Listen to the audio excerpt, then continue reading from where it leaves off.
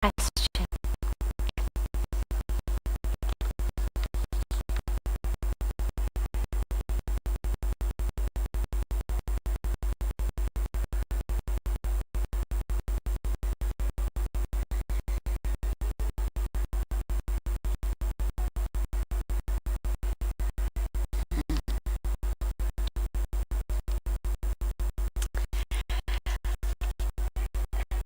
Interesting questions.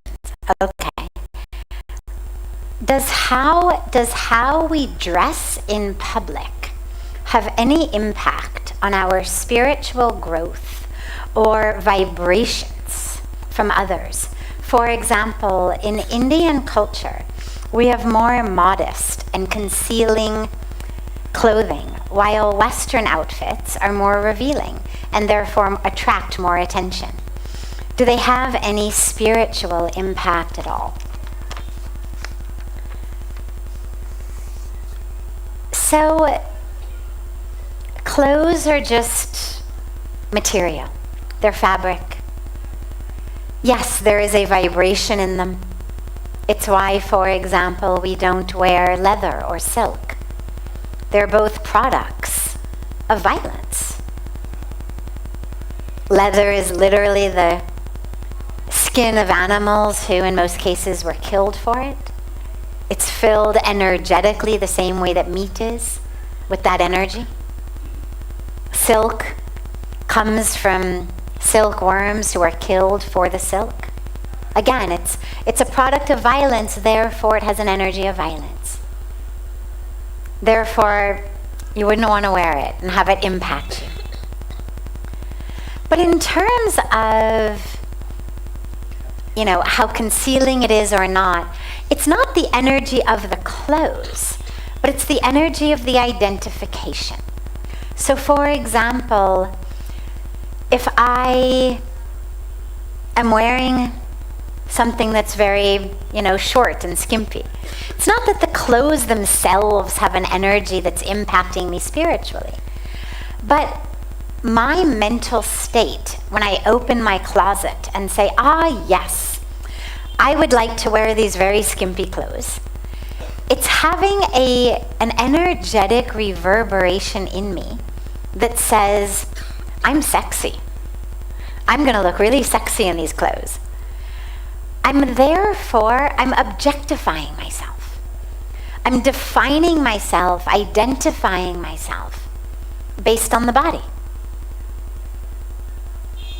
As I move through the world in my skimpy, sexy clothes, I notice people are paying attention, they're not paying attention. They're not paying attention, the mind goes, why are they not noticing my skimpy, sexy clothes? They do pay attention. I like that. Energetically, I connect with it. Yeah, they're paying attention. See, I knew I was sexy. So the energetic impact is not, in that case, from the clothes themselves. It's not that 5 meters of cotton has a different energetic vibration than 1 meter of cotton. But wearing 1 meter of cotton is going to have a very different vibration in my own mind. I'm going to understand myself differently, think about myself differently. One of my favorite personal stories, if you've been coming to satsang for a while, you've inevitably heard it, but it's one of those kind of oldies but goodies, where it was the Christmas winter vacation of 1998 or 9. I had been in India just a couple of years, and I was back in Los Angeles during the Christmas holidays, visiting my family. I had some other things I was there for. And my mother decided she was going to throw a Christmas party and invite all of their friends and acquaintances and community and have a big party because it was the holidays, but also really kind of in my honor that I was living in India now, but I was back visiting and we would have a party. Now, I officially took sannyas in June of 2000. So in December of 98 or December of 99, whichever it was, I didn't have any official vow that says I must wear a certain color or I must wear a certain type of clothes. I had not yet taken any kind of official vow. And in fact, Pujya Swamiji used to really push me and encourage me to just make my parents happy. He would say, wear whatever they want you to wear. For God's sakes, they're letting you live in India. Like if they don't want you in Indian clothes and they want you in a skirt and a shirt, just wear it, it's okay. So the party day came, and I hadn't even thought about what I was going to be wearing. But my mom shows up, super excited. She says, guess what? I found the most perfect dress for you. I said, all right, okay, I'll wear a dress. She opens up the box. It's Ann Taylor, who's a very well-known fashion designer in America, or I don't know if she still is. She was 25 years ago. And opens the box, and it's this black Los Angeles evening wear. Okay? December evening wear, it's always black. And my mom says, just try it on. She was very excited. She said, you're going to love it because it covers everything. She said, I know you want to be covered now. I know in India you have to be covered, your ankles and your wrists, whole arms, all your legs, everything's covered. So she said, you'll love it. So I put it on, and aside from being black, I was wearing white those days, it looked like it had been painted on me. Literally, it looked like someone had just taken a black paintbrush and had painted me here, and then it was a long skirt that went down to my legs. I stand in the mirror and I look at this, of literally a painted on type of dress, black, the exact opposite of what I was wearing. Even though I hadn't taken vows, I was already in white saris. My eyes fill with tears. And I can just hear Pujya Swamiji's voice in my head saying, it's only your body, it's not your soul. It's only your body, it's not your soul. It's only your body, it's not your soul. And I'm trying to tolerate it, trying to just allow it to happen. Okay, I'll wear the dress, make my mom happy. But when you're overcome with emotion, you're overcome with emotion. And so suddenly I'm overcome and I just start to cry. And my mom says, what's the problem? She says, I don't understand it. You look beautiful. And I say, Mom, everybody can just come forward as you come in. Just come forward and it'll make room for people coming in the back. You can come even a little bit more forward if you want. You don't have to necessarily sit on the mat. You can come forward if you want. Yeah. It's summertime. It's a problem in winter when the ground is cold, but summer it's warm. Come. Come. Come. Yeah, you can just sit there. Come. So I start to cry. And my mom says, what's the problem? The dress looks beautiful. What's the problem? You're, however old I was, 26, 27. You're beautiful. It's beautiful. Wear it. And I say, Mom, this dress is a lie. It's a lie. It's a lie about who I am and what my life is dedicated to. If I go downstairs wearing this skin-tight black dress, aside from the fact that, yes, you're right, it covers my wrists and ankles, telling a lie to your friends about who I am and what my life is.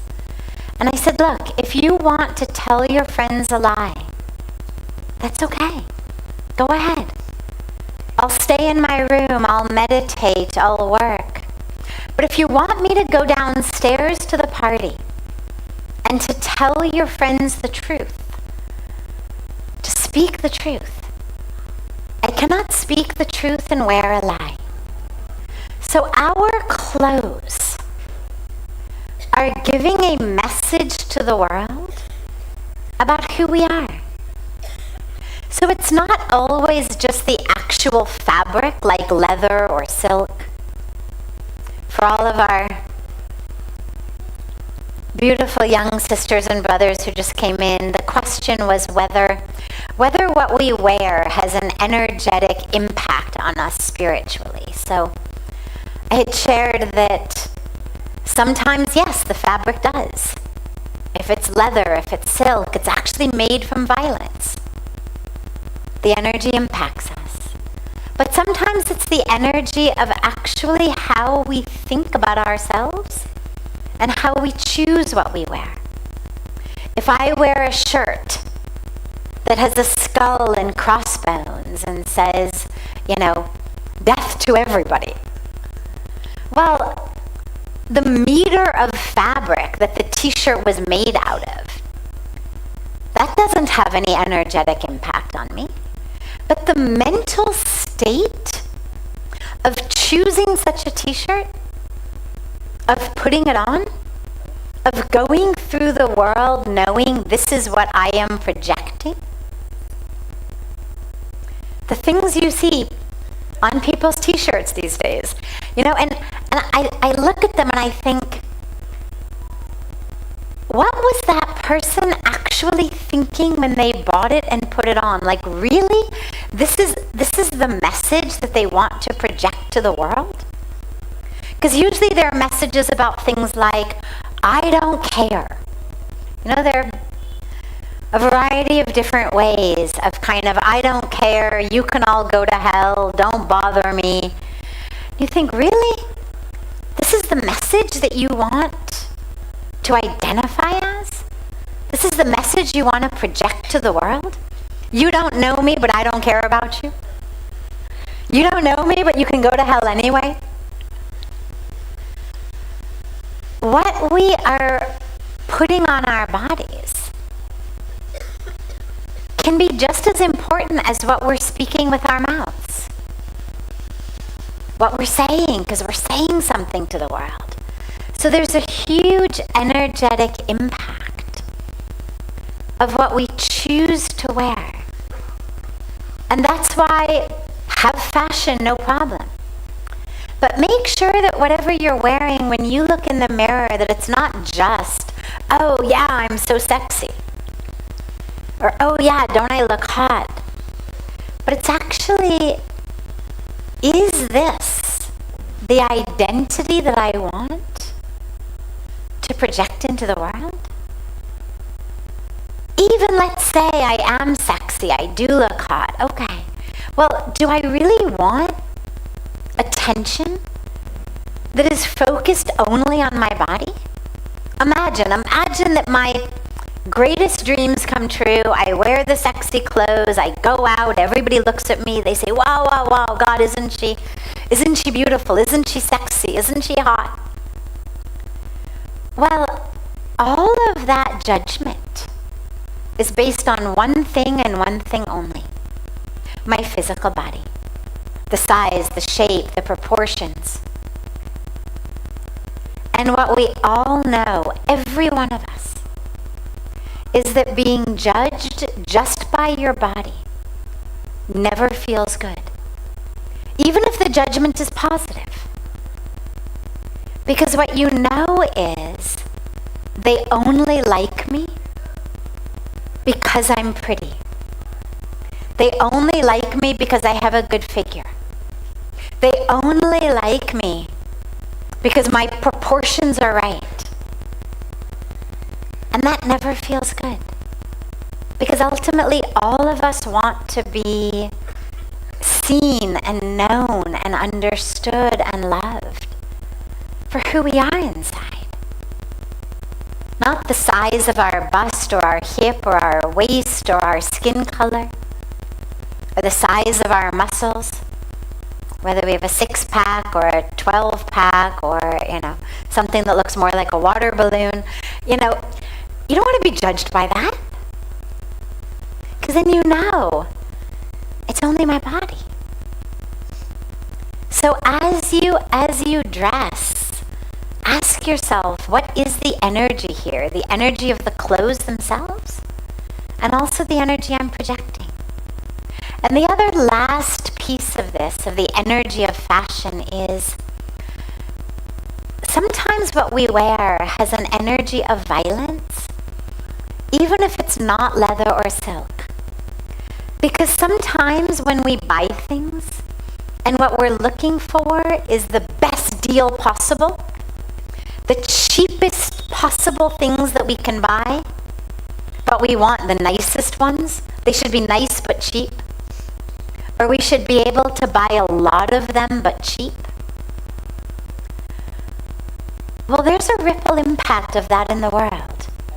And very frequently the ripple impact of that which is cheap means that it was produced by women in sweatshops, or children in some kind of slave labor, bonded labor, child abuse situation. It means that if it's cotton, for example, that it was grown by farmers not being paid a fair wage, with all kinds of chemicals and pesticides and fertilizers in the fields. It means that there's violence in the way that it was produced. If it's synthetics, produced in a factory, if it's cheap, it means chances are the waste from that factory was not treated before it was dumped into the nearby river or the nearby soil. So ask yourself also, not just, am I wearing 5 meters or 1 meter? Am I covered or am I skimpy? Not just what is the fashion, but actually, what is the ripple impact of what I'm wearing? Did anybody suffer in the production of this? And these days, it's so wonderful because these days you can actually find out. You can actually research which companies are producing what we call fair trade. Fair trade means nobody was harmed in the production. All of the workers are paid fair wages. There's no unsafe working conditions. It means that they weren't tested on animals. Sadly, a lot of what we buy, shampoos, makeup, cosmetics, all kinds of creams, they end up testing them on animals. They rub them in the eyes of bunny rabbits. They rub them on their skin to see, does it burn? Is there a reaction?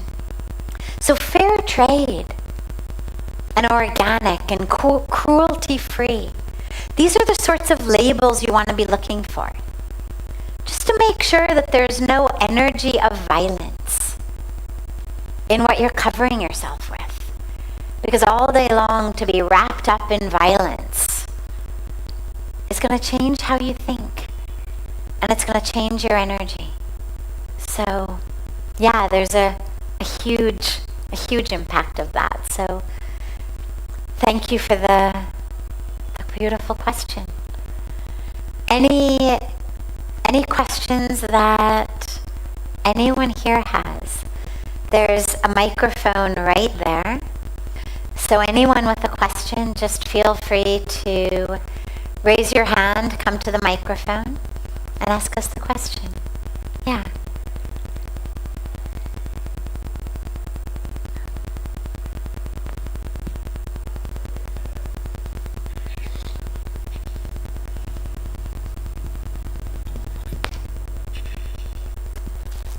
Jai Shri Krishna, Jai Shri Ram. I don't really know how to word this, but I do know what I'm asking. So I'm so thrilled for the last few days that we've come in the ashram. Only been in ashram over 8-9 years ago, and I can see the transformation of River Ganga, Ma Ganga, and I'm really, really thrilled that you can't see any specks of bottles and things like that. Yes. And very well done to Parmarth Niketan, how to say that. Moving forward, I'm thinking that is Ma Ganga, obviously. So there is other Ma's as well, mothers as well. I have my own mother that gave me birth. Then River Ganga, Yamuna, Saraswati, Sindhu, Kaveri, they're all my mothers as well. And then Mother Earth as well. There are some sadhus cleaning the earth and the soil and all that. Absolutely. But more importantly to me, that when I visit India, I stop drinking any milk products or anything, because I see the suffering of the cows. Go Mata, my mother. Yes.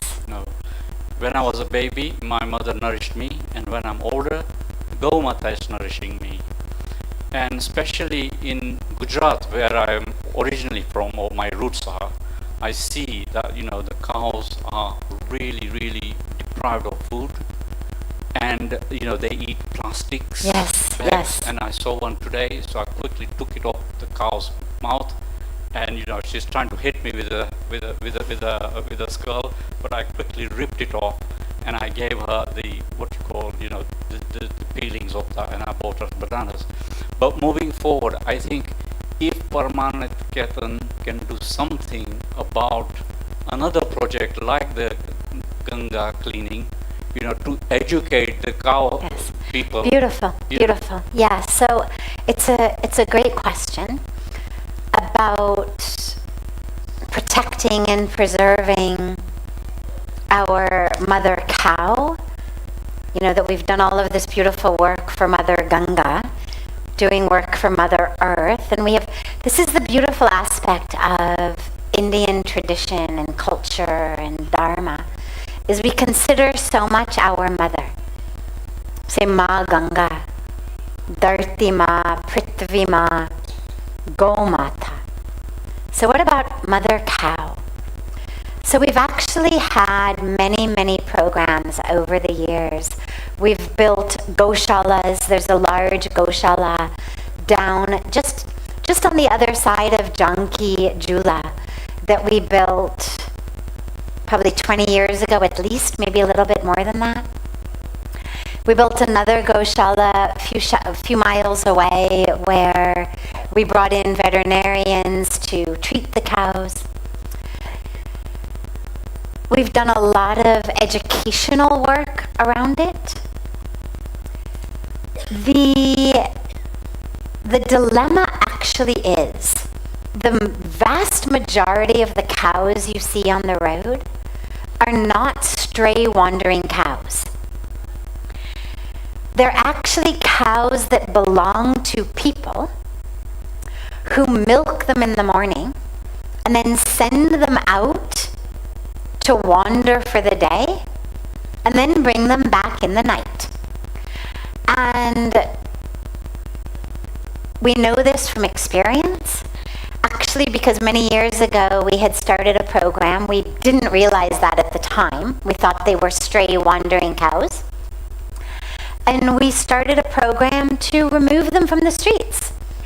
We had a huge piece of land that we had gotten with the veterinarians, with beautiful shelter for them. And we got a truck and we hired people to remove the cows from the street, get them to stop eating plastic, take them to this beautiful place a few miles away.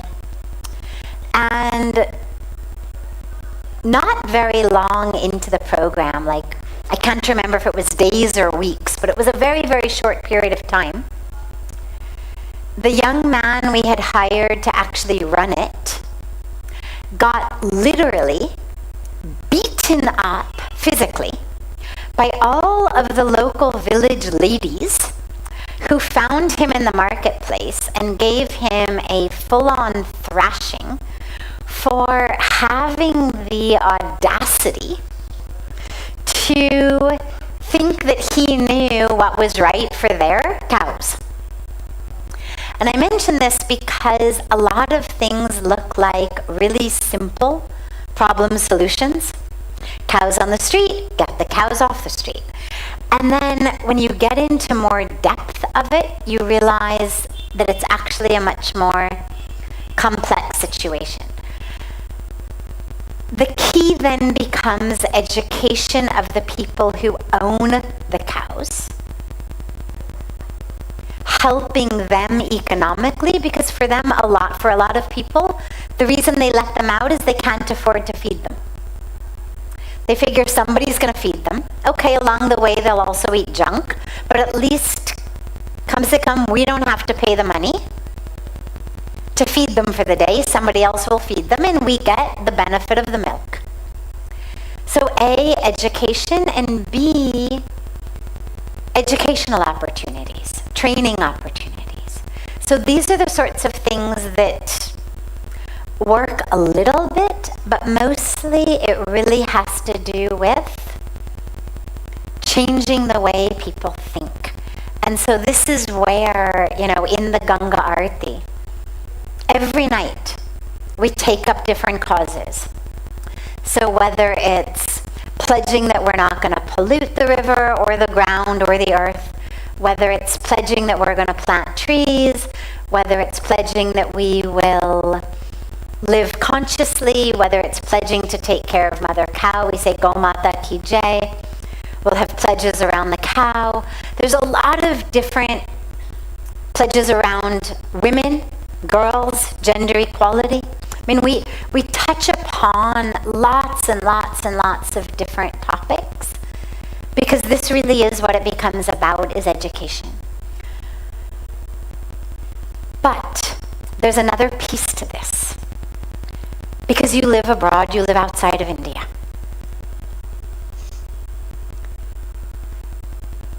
You say, when I was born, my mother's milk nourished me. Then as I grow, the milk of Mother Cow nourishes me.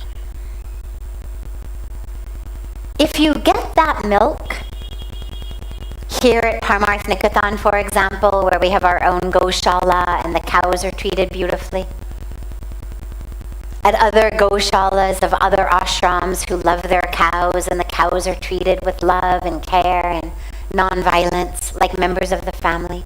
Wonderful. But tragically today, in the West, pretty much 100%, I mean, maybe a couple people keep a cow in their house. But I mean, you're looking at basically 99.999999999% of the milk that you get abroad is factory farmed.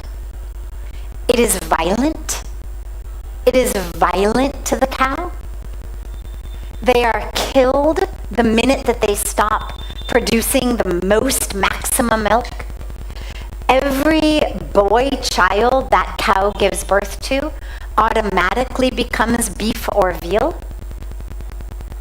The majority of the girls that she gives birth to also almost always automatically become beef or veal.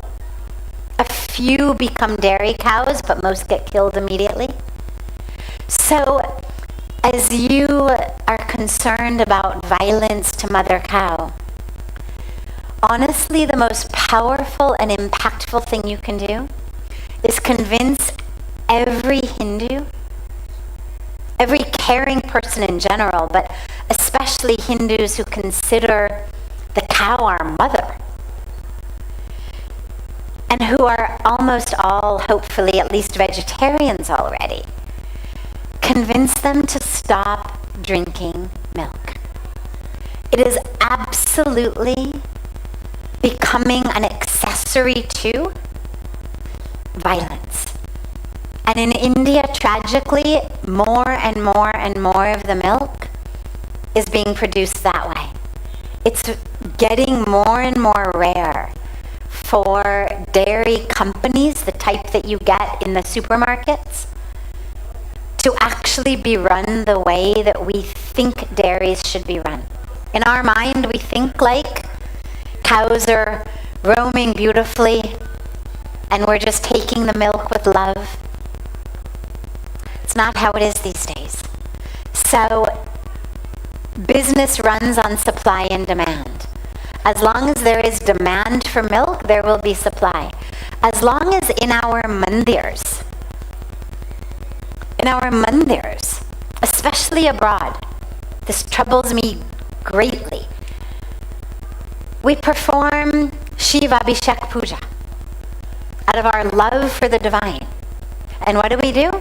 We go to the supermarket, we buy gallons of store-bought, factory-farmed milk, which essentially is the blood of cows, and we offer it to God by the jugful, thinking that we are getting blessings.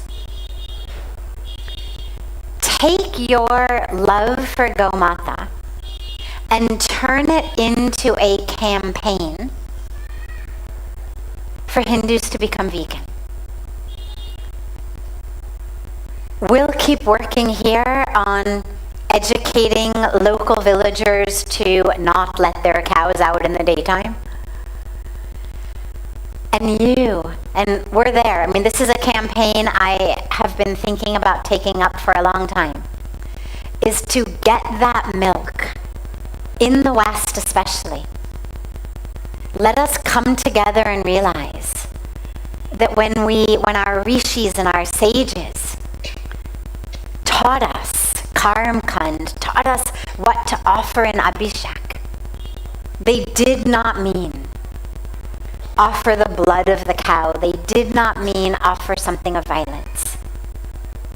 And it's time now for us to change the rituals, because the situation has changed. Yeah, thank you. Other questions?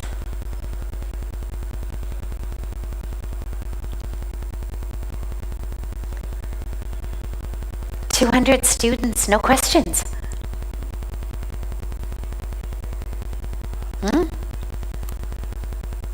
Yes.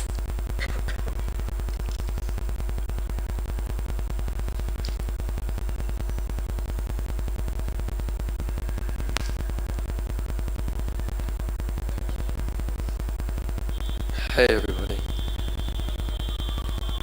I'm also not entirely sure how best to ask this question, but if you were fairly far through your existence and still trying to ascertain Your volume बढ़ा भैया थोड़ा सा.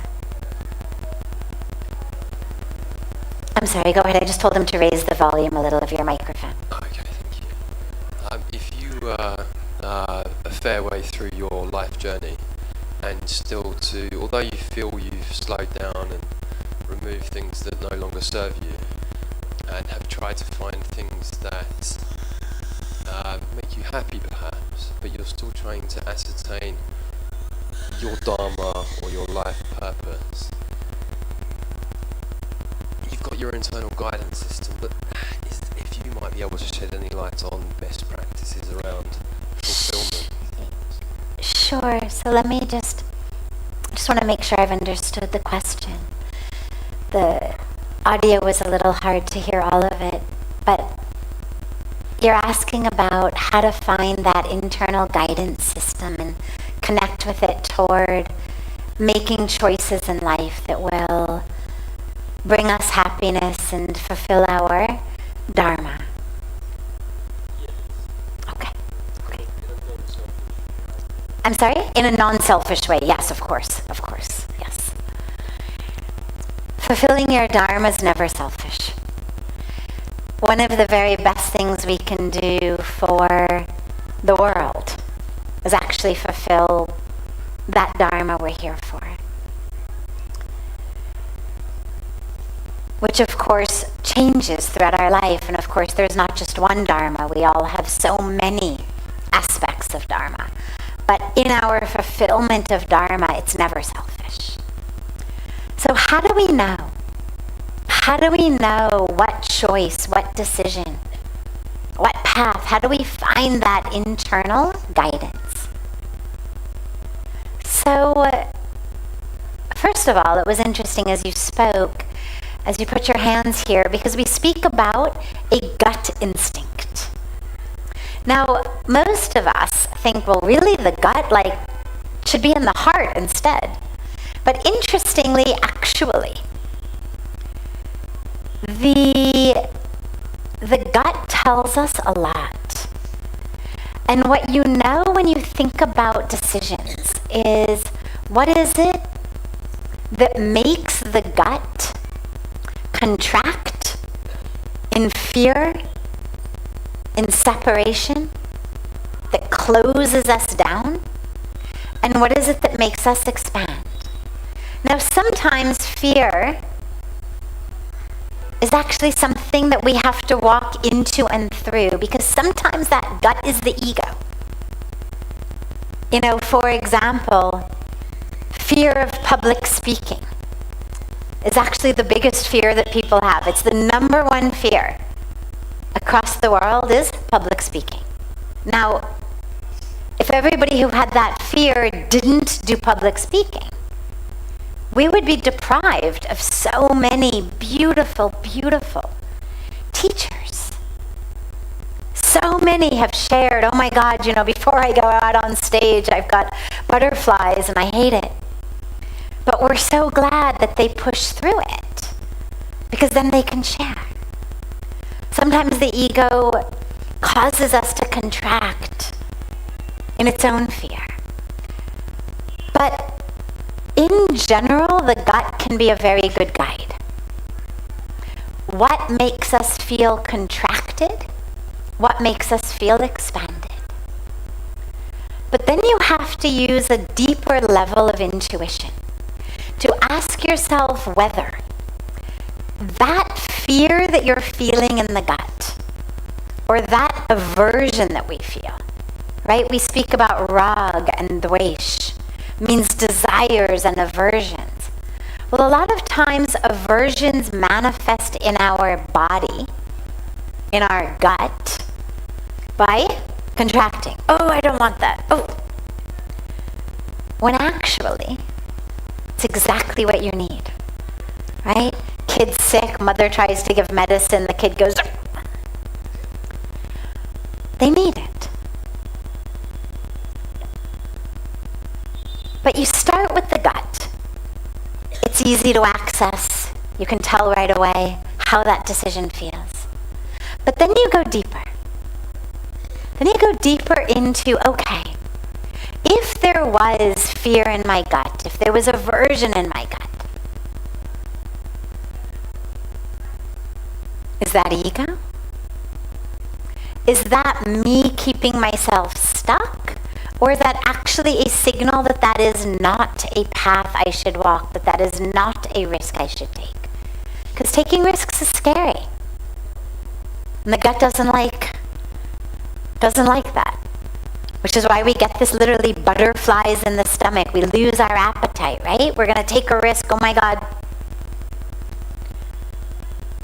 So you go deep and you say, is this risk I'm going to take, or this choice I'm going to make,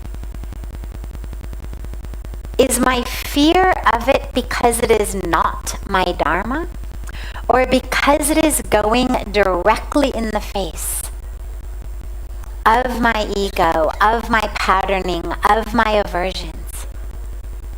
And that's what we call a deep spiritual intuition. And it takes practice. And it takes time, and it's not always immediately accessible. Because a lot of times there's a lot of voices in our head. We talk about inner voice. But a lot of times the voice inside is the voice of desire, or the voice of fear. Sometimes the gut's like, yeah, I want that. Feels all expansive. And it turns out it's desire. It's not actually the right choice. So that's when, again, we go then into our intuition. Is this just desire? Is this just comfort? Or is this really the right decision? And the dilemma comes because there's so many internal voices, right? Ego speaks from inside, fear speaks from inside, desire speaks from inside. How do you know? And this is why meditation is so important, because it actually gets us familiar with that inner voice. So when you're looking at the decisions to make, on the very first level you should ask. Level number 1 is actually very simple. Which choice, let's say I have 2 decisions, A and B, which one is going to be better for the world? Which one enables me to benefit and impact the world more? And whichever one it is, obviously that's the right choice. But sometimes they're both kind of equal. Sometimes it's not clear. Sometimes it's a choice like which university to go to, which city to live in, which person to marry. And it's not always obvious which decision is going to let me benefit the world more. So then you go down to another level. And you say, which decision is going to give me the spaciousness, the container, to grow into the very truth of who I am? Which situation, which environment,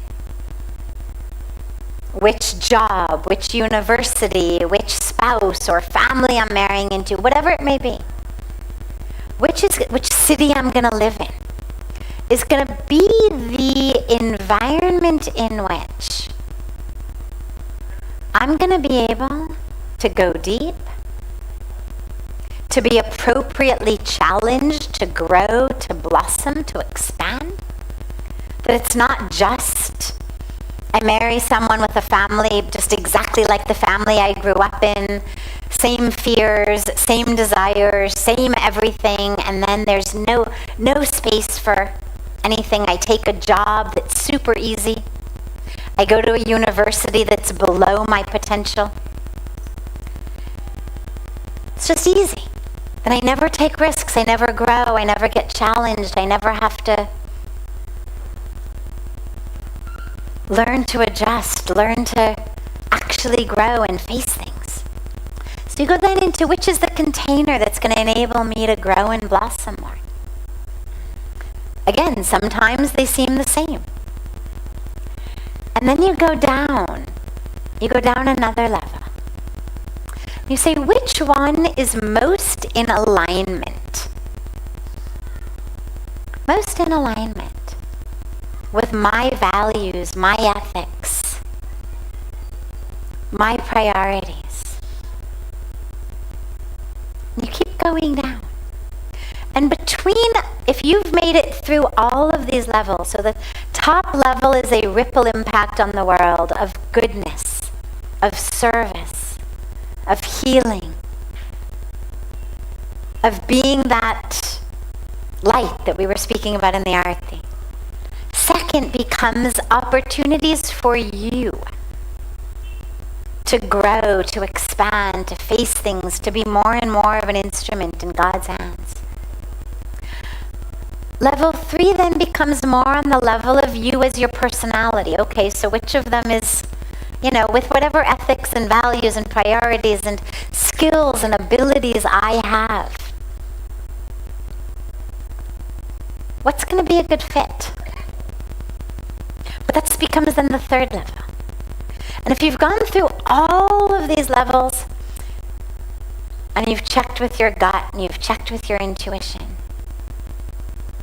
you may actually have 2 or more equally good choices, because that's not unheard of. Sometimes we really have this, abundance of beautiful possibilities. So sometimes there's not always an exact right answer. Sometimes the right answer becomes what you make of the situation that you choose. Whichever city, university, job, spouse, path you choose, how do